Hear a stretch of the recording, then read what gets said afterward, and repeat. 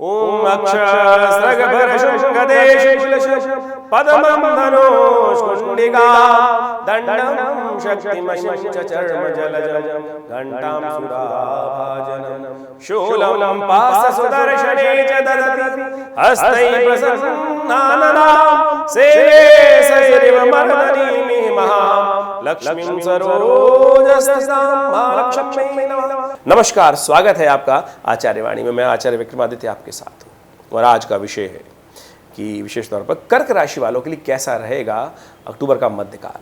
देखिए, ग्रहों का परिवर्तन का योग तो समय समय पर चलता ही रहता है और ये परिवर्तन हमेशा होगा और उसका परिवर्तन का प्रभाव आपके ऊपर क्या होगा, उसकी गणना कैसे की जाए, वो ज्योतिष विज्ञान दिखाता है। और अक्टूबर का मध्यकाल विशेष तौर पर कई शुभ योगों का निर्माण कर रहा है, कई ग्रहों के परिवर्तन का योग बना रहा है। श्राद्ध चल रहे हैं, नवरात्र आरंभ होने वाले हैं। इसी अक्टूबर के मध्यकाल में ये सब गणनाएं चलेंगी। ये कर्म का अवसर है। देखिए, इस संसार में कहा गया है कर्म प्रधान विश्व रच राखा। और जब कर्म सही मुहूर्त पे कर लिया जाए, जिस समय के लिए जो कार्य प्रशस्त है उस समय पर वो कार्य कर लेना चाहिए, नहीं तो फिर पछतावा होत क्या जब चिड़िया चुग गई खेत। तो ऐसे में जो मुहूर्त भारतीय संस्कृति में शास्त्र में बताए गए हैं हमारे ऋषि मुनियों के द्वारा, ये ऐसे विशेष तौर पर योग है कि जिस समय में एक छोटा सा किया हुआ कार्य पूर्ण रूप से आपको लाभ दे देता है। साधारण समय में कार्य करोगे तो उतना लाभ होगा, लेकिन जब मुहूर्त में कार्य करोगे तो वो पूर्ण रूप से उसका फल प्राप्त करने का सुंदर अवसर आपको मिलेगा और कई गुना अधिक मिलेगा। जैसे श्राद्ध चल रहे हैं, जैसे नवरात्र होंगे, श्राद्धों में अपने पितरों के निमित्त अवश्य कार्य करना चाहिए, क्योंकि श्राद्ध का समय ऐसा होता है कि पितृ ऋण से मुक्ति का मार्ग प्रशस्त कर देता है। और पितृ जब प्रसन्न हो जाते हैं, कहा जाता है कि अपेक्षा करते हैं कि हमारी संतति हमारे लिए कुछ करती है कि नहीं करती, जिनके लिए सब कुछ विशेष तौर पर जिनके कारण से हम जीवन में विद्यमान हैं, हमारा उनके प्रति दायित्व है। शास्त्र अतज्य वर्ग कहा गया, ये काम पूजा करो ना करो वो आपके ऊपर है। भगवती का जो भी कर्म कांड करते हैं वो सब आपके ऊपर है, उसका फल करोगे तो फल प्राप्त होगा। लेकिन यदि श्राद्ध इत्यादि कर्म नहीं करोगे तो उसका ऋण पर ऋण चढ़ता ही चला जाएगा और फिर वो भार की टोकरी कब तक सिर पे उठाओगे, फिर आपको पता भी नहीं चलता है। अरे हमने तो कोई दोष किया नहीं, हमने नहीं किया, पड़ोसी ने थोड़ी किया था, हमारे द्वारा ही कुछ अशुभ कर्म हो जाते हैं, जो हमारा दायित्व है उसका निर्वाह नहीं होता, फिर उसके कारण से हमको परेशानी का सामना ही करना पड़ता है। तो इस बात का ध्यान रखते हुए कार्य करने चाहिए। तो आप जितने सुंदर तरीके से कार्य करेंगे उतने कल्याण के योग बनेंगे, तो इस बात को अवश्य ध्यान रखना चाहिए। देखिए, बात रही अक्टूबर वालों की, तो अक्टूबर के मध्यकाल में आप समझ लीजिए इस आश्विन मास के अंदर कई सारे परिवर्तन के योग बन रहे हैं। एक तो 5 शनिवार पड़ गए। ये 5 शनिवार जो पड़ रहे हैं ये विशेष तौर पर अशुभ हैं, अशांति का योग बनाते हैं, युद्ध का योग बनाते हैं और साथ साथ भूकंप का योग बनाते हैं, अग्निकांडों का योग बनाते हैं, विस्फोट का योग बनाते हैं। 5 सोमवार भी पड़ रहे हैं इस पक्ष के अंदर। तो विशेष तौर पर ये जो है कई प्रकार से जो 4 जो योग बन रहे हैं, इन सबको हमें अच्छे से समझते हुए कार्य करने का प्रयास करना चाहिए। ये योग जो है कहीं ना कहीं परेशानी का योग दे सकता है, तो ऐसे में ध्यान रखते हुए कार्य करने की ज़रूरत है। इसके साथ साथ कई ग्रहों का परिवर्तन का योग भी बन रहा है। इस पक्ष यदि हम बात करें तो एक तिथि घटी और एक तिथि बढ़ गई। तो जो सट्टे बाजार में, बिजनेस में, शेयर में काम कर रहे हैं, ऊपर विशेष तौर पर उनको ध्यान रखना चाहिए कि भाव में अस्थिरता रहने का योग दिखाई देता है।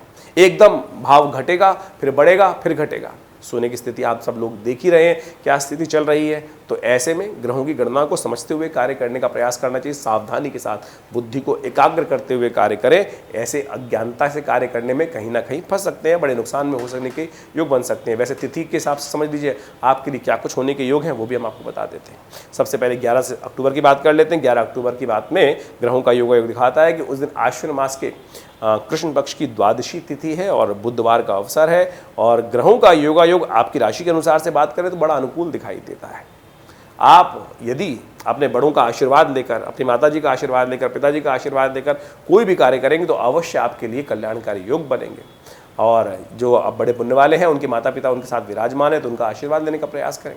आपकी राशि के अनुसार से बात करें कर्क राशि वालों के लिए, ऐसे में यदि माता पिता साथ नहीं हैं, पलायन कर चुके हैं, तो उनके निमित्त श्राद्ध अवश्य कर लीजिए। उनके आशीर्वाद से आपके वारे न्यारे हो सकते हैं। तिथि तो यही बता रही है, द्वादशी का श्राद्ध इस दिन किया जाएगा। ग्रह योग विशेष तौर पर बड़े ही आपके लिए शुभ बने हुए हैं। ऐसे में शुभ लाभ आपको लेने का प्रयास करना चाहिए, बड़ा सुंदर रहेगा। लाभ के योग बनते दिखाई दे रहे हैं। तो ऐसे में धन लाभ के लिए चाहते हैं तो अपने माता पिता का आशीर्वाद लेकर सुबह सुबह उनके दर्शन करके उनका आशीर्वाद दीजिए, काम पे लग जाइए, देखिए कुछ न कुछ वारा न्यारा होने के योग बन सकते हैं।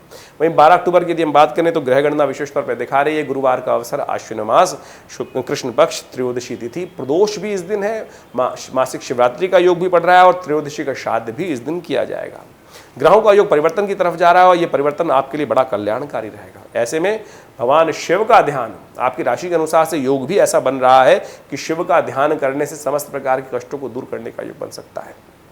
शाम के समय कन्या राशि में चंद्रमा प्रवेश कर जाएगा और साथ साथ उस दिन प्रदोष का काल भी आ जाएगा। ऐसे में आने वाले दिनों को शुभ करने के लिए भगवान शिव का प्रदोष दोष रहित काल, जब सूर्यास्त हो जाए उसके बाद करीब करीब जो 2 घड़ी का समय हो, ऐसे में जाकर उस समय शिवरात्रि भी रहेगी, मासिक शिवरात्रि, ओम नमः शिवाय का जप करते हुए भगवान का इच्छु रस के साथ, गन्ने के रस से अभिषेक करना आपके लिए समस्त कष्टों को दूर करने वाला रहेगा। इस दिन गुरु प्रदोष है, गुरुवार और प्रदोष का योग बन रहा है, इस मुहूर्त को निकालिएगा मत, बहुत सोच समझ के इस कार्य को हम आपको बता रहे हैं। अवश्य 1 घड़ी आधी से पुनियाद, तुलसी संगत साध की, हरे कोट अपराध अवश्य करने का प्रयास कीजिएगा।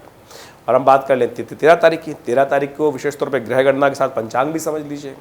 आश्विन मास, कृष्ण पक्ष, शुक्रवार का अवसर, चतुर्दशी तिथि, चतुर्दशी का श्राद्ध इस दिन किया जाएगा। ग्रह गणना आपके लिए बड़ी अनुकूल बनी हुई है, लेकिन विशेष तौर पर एक समस्या उत्पन्न करी, थोड़ा खर्चे बढ़ा सकती है। और एक बात का ध्यान रखिएगा, आलस्य में मत रहिएगा, विवादों में मत फंसिएगा। लोग आपके समय को सदुपयोग अगर नहीं करते हुए अपने लिए सदुपयोग कर सकते हैं, आपके लिए परेशानी खड़ी कर सकते हैं। फालतू के कामों में ना फंसे, थोड़ा स्वार्थी बने, अपने लिए अपने समय को लगाने का प्रयास कीजिए। ये आपके लिए बहुत अनुकूल है, बहुत जरूरी है, इस बात का ध्यान रखते हुए कार्य करना चाहिए। गौ पूजा आपके लिए बड़ी श्रेष्ठ है। गाय के विशेष तौर पर गौशाला में जाकर कुछ अन्न इत्यादि गाय को अवश्य देने का प्रयास कीजिए। अपने हाथ से रोटी खिला दीजिए, हरा चारा डाल दीजिए, ज्वार डाल दीजिए, विशेष तौर पर मक्का डाल दीजिए। ये सब ग्रह योग के अनुसार से बड़ा शुभ रहेगा आपके लिए।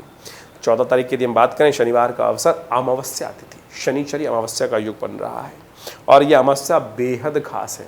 संपूर्ण अमावस्याओं में, पूरे वर्ष में आने वाली अमावस्याओं में यह अमावस्या विशेष तौर पर पितरों के लिए सबसे शुभ मानी जाती है। हम सबको, यदि हम भूल भी गए, बहुत सारे लोग भूल गए थे कौन सी तिथि में किसका श्राद्ध करना था, चलिए कोई बात नहीं, ये अमावस्या है ना, इस दिन अवश्य ब्राह्मणों को भोजन करा दीजिए, गरीबों को भोजन करा दीजिए। गऊ में शाला में जाकर गऊ का जो हार है वो अवश्य देने का प्रयास कीजिए। अपने पितरों के निमित्त गायत्री का यज्ञ कर दीजिए, पितृ गायत्री का पाठ कर दीजिए। अपने पितरों के निमित्त तर्पण, श्राद्ध इत्यादि समस्त कर्म इस दिन अवश्य करने का प्रयास कीजिए। भूले बिसरे जो भी हैं, पता नहीं कितने को तो याद होगा, कितने को तो हम ही भूल गए। कौन कौन हमारे, हर शास्त्र विद्यमान है, शास्त्र प्रमाणित करता है 3 पीढ़ी तक आप हर व्यक्ति को अवश्य अपने पितरों के निमित्त श्राद्ध कर्म इत्यादि करने चाहिए। और ये वही तिथि है, इस दिन अवश्य आप करने का प्रयास कीजिए। देखिएगा, ऐसा लगेगा कि भार कट गया है, कोई कार्य नहीं हो रहा था वो भी रुकावट दूर हो जाती है उनकी कृपा से। तो अवश्य करने का प्रयास कीजिए। ये तिथि बहुत शुभ है। ग्रह गणना के अनुसार से यदि हम बात करें तो आपके लिए समय अनुकूल बना हुआ है। लाभ के योग प्रशस्त होंगे, आपका पराक्रम अद्भुत होगा, आगे बढ़ने के योग अच्छे बनते दिखाई दे रहे हैं। उपाय के तौर पर जो उपाय बताएं उनको कर सबसे श्रेष्ठ उपाय इस तिथि के अनुसार से अवश्य समय निकालकर करने का प्रयास कीजिए। 15 तारीख बड़ी महत्वपूर्ण है। नवरात्र आरंभ हो रहे हैं और शारदीय नवरात्र अपने आप में सिद्ध मुहूर्त कहे जाते हैं। कहा जाता है कि माँ भगवती स्वयं समस्त मनोकामनाओं को सिद्धि देने का स्वयं संकल्पबद्ध होती हैं। और ऐसे में इस बार तो नवरात्र जो है भगवती सिंह पर, विशेष तौर पर हाथी पर आरूढ़ होकर आ रही हैं, महालक्ष्मी का वरदान देने के लिए आ रही हैं। और आपकी राशि के अनुसार से योग भी बड़े सुंदर बन रहे हैं।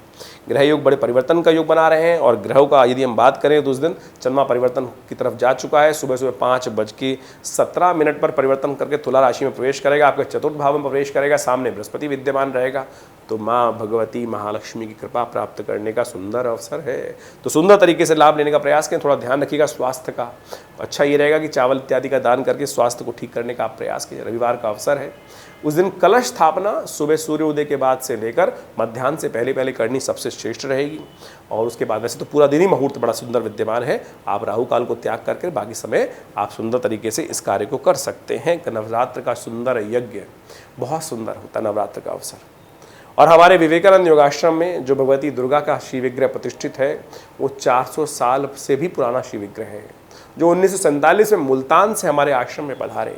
भगवती का शिव विग्रह, एक व्यक्ति मुल्तान से संदूक में बंद कर कर कैसे कैसे बचाकर वो मूर्ति लेकर आया। और हमारे पिता आचार्य श्री केशव देव जी महाराज ने आश्रम पर, विवेकानंद योगाश्रम में उनकी प्रतिष्ठा स्थापना करी और सुंदर तरीके से उनके निमित्त नित्य प्रति यज्ञ चलता है, 8 घंटे यज्ञ चलता है। और नवरात्रों में विशेष तौर पर दुर्गा सप्तशती का सहस्त्र चंडी महायज्ञ आश्रम पे किया जाता है। आप भी सादर आमंत्रित हैं, उसमें आइए और बैठिए, देखिए। कष्ट जीवन में आना यदि अवश्यम भावी है तो उसका जाना भी अवश्यम भावी हो सकता है माँ की कृपा से। कुपुत्रो जायेति क्वचिदि को माता न भवति। तो माँ का सानिध्य जिनको मिल जाता है उनके जीवन से समस्त प्रकार के कष्ट दूर हो जाते हैं। क्यों? क्योंकि माता समस्त कल्याण करने का आशीर्वाद प्रदान करती है। तो अवश्य इस जगह ध्यान करते हुए आप सब लाभ ले सकते हैं। 16 तारीख की दिन बात करें तो उस दिन ग्रह गणना विशेष तौर पर परिवर्तन की तरफ है और आपके लिए बड़ा सुंदर योग बन रहा है। सुख प्राप्ति का योग बनता दिखाई दे रहा है, लेकिन स्वास्थ्य का थोड़ा ध्यान रखने की जरूरत दिखाई देती है। द्वितीय है, उस दिन नवरात्र का द्वितीय अवसर है। माँ भगवती ब्रह्मचारिणी देवी की आराधना करने का सुंदर अवसर है। या देवी सर्वभूतेषु बुद्धि रूपेण संस्था नमस्तस्यै नमस्तस्यै नमस्तस्यै नमो नमः। इस मंत्र का जप विशेष तौर पर कर आप अपने ग्रहों को शुभ कर सकते हैं। और भगवती को विशेष तौर पर सफ़ेद पुष्पों की माला अर्पित करने का शास्त्र में नियम बताया गया है। बिल्वपत्र के द्वारा भगवती का पूजन किया जाना चाहिए। कहा जाता है भगवती ने सहस्त्र वर्ष आराधना इसी स्वरूप में, ब्रह्मचारिणी स्वरूप में की थी, तब शिव को प्राप्त किया था। और उसमें कहा जाता है कि उन्होंने केवल पत्ते इत्यादि का भक्षण, बिल्वपत्र इत्यादि के भक्षण, फल इत्यादि का भक्षण करके ही जीवन यापन किया था। तप रहित जनित तप के संयुक्त होकर जीवन जिया, तब जाकर सत्य की प्राप्ति, शिव की प्राप्ति हुई। तो आराधना का अवसर है, साधना का अवसर है, उपासना का अवसर है। चंद्र दर्शन का योग बनेगा। शाम के समय थोड़ी देर के लिए चंद्र उदय होंगे और ऐसे में चंद्र दर्शन कर गौ सेवा अवश्य करें, माता पिता का आशीर्वाद लें, कल्याण के योग बनेंगे। ये सुंदर आशीर्वाद है। ग्रहों का योग आपके लिए अच्छा बना हुआ है। 17 तारीख की यदि हम बात करें तो बड़ा महत्वपूर्ण परिवर्तन का योग है। सूर्य परिवर्तन की तरफ जा रहे हैं, सिंह कन्या से निकलकर तुला राशि में प्रवेश कर रहे हैं। और लेकिन ये परिवर्तन होगा रात्रि में 1 करीब 30 मिनट पर, यानी अगले दिन सुबह, उसका अगले दिन संक्रांति का पुण्य माना जाएगा। ऐसे में ग्रहों की गणना विशेष तौर पर दिखा रही है कि आपकी राशि के अनुसार से जो योग बन रहे हैं वो आपके लिए थोड़ा सा इमोशनल फैक्टर कहीं ना कहीं कष्ट दे सकता है। आप अपने इमोशंस को थोड़ा बढ़ाने का प्रयास कीजिए। देखिए ऐसे में उपाय क्या बताएं? चंद्र घंटा देवी की आराधना की जाती है। आपका चंद्रमा क्षीण हो रहा है, लेकिन चंद्र घंटा की आराधना का अवसर भी है। भगवती को सिंदूर अर्पित कर दीजिए, चंद्रमा भी प्रशस्त हो जाएगा और आपके लिए विजय का रास्ता भी प्रशस्त हो जाएगा।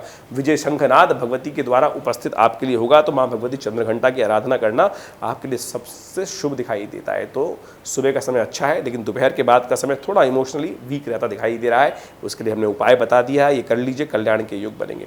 18 तारीख की ग्रह गणना विशेष तौर पर दिखा रही है कि उस दिन बुधवार का अवसर है और साथ साथ चतुर्थी तिथि है। माँ कुष्मांडा की आराधना करने का अवसर है। और ऐसे में जो विशेष तौर पर सूर्य की संक्रांति का पुण्य अगले इस दिन रहेगा बुधवार को। साथ साथ तुला राशि में बुध भी प्रवेश कर जाएंगे अस्त अवस्था में। और ऐसे में बुध का थोड़ा सा कमजोर होना ये एक चिंता का विषय है। भगवान गणेश की आराधना करनी चाहिए।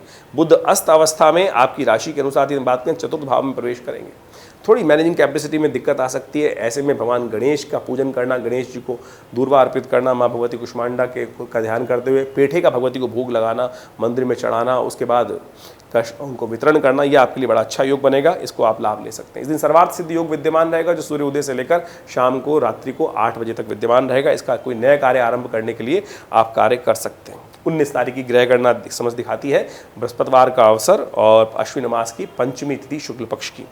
माँ भगवती स्कंद माता की आराधना का सुंदर अवसर है। ग्रह योग परिवर्तन की तरफ जाएंगे आपके लिए और ये परिवर्तन आपके लिए विशेष तौर पर 2 दिन ध्यान रखने वाला रहेगा। आपका थोड़ा इमोशनल फैक्टर रहेगा, लेकिन बाकी सब चीज़ आप कंट्रोल कर सकते हैं। ऐसे में आपको अच्छा सा ये रहेगा कि माँ भगवती के निमित्त आप गरीब बच्चों में विशेष तौर पे कुछ मिठाई इत्यादि का वितरण कर दीजिए, हलवे इत्यादि का वितरण कर दीजिए। इस सबसे आपके कष्टों को निवारण करने का योग बन सकता है। और मंत्र बता देते हैं, या देवी सर्वभूतेषु मातृरूपेण संस्था नमस्तस्यै नमस्तस्यै नमस्तस्यै नमो नमः।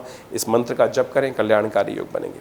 20 तारीख को ग्रह गणना विशेष तौर पर आपको ध्यान रखना पड़ेगा स्वास्थ्य का, क्योंकि चंद्रमा आपकी राशि के अनुसार से षष्ठ भाव में चले गए हैं। रात्रि में करीब पिछली रात्रि में 9 बजे के आसपास परिवर्तन हुआ और ऐसे में धनु राशि में चंद्रमा जब जाएंगे आपके छठे भाव में जाएंगे, ये आपके लिए स्वास्थ्य के प्रति थोड़ा सा इमोशन फैक्टर्स में दिक्कत देने के योग बना सकते हैं। उपाय क्या है? गौ सेवा करने का प्रयास कीजिए।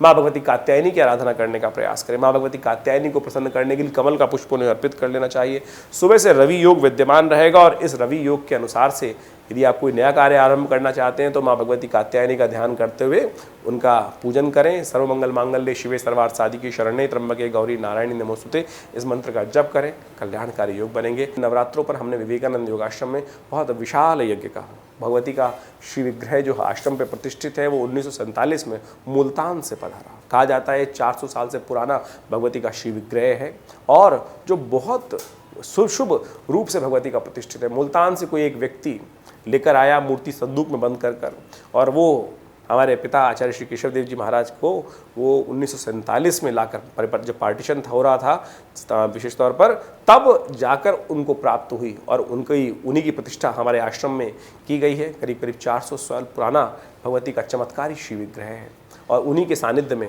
ये विशाल माँ भगवती का यज्ञ जो किया जा रहा है, सहस्त्र चंडी महायज्ञ किया जा रहा है, उसमें सब लोग विशेष तौर पर इस दुर्गा सप्तशती के संपूर्ण 13 अध्यायों का नित्यप्रति यज्ञ करते हैं और आप भी उस यज्ञ में स्वयं सम्मिलित हो सकते हैं। जो कहते हैं ना कि माँ भगवती कृपा प्राप्त होती है नहीं होती पता ही नहीं चलता है। इस यज्ञ में जो बैठते हैं पिछले बहुत अनेक वर्षों से, करीब करीब यहाँ से आश्रम पे ही 70 आज़ादी के बाद से प्रतिष्ठित मूर्ति है और भगवती का ध्यान कर कर यज्ञ करने से समस्त प्रकार के कष्ट दूर होने के योग बन जाते हैं। ऐसा हमने स्वयं हज़ारों लोगों पर देखा है। आप भी आइए, माँ भगवती का दर्शन करें, कल्याण के योग बनाएं। धन्यवाद, नमस्कार।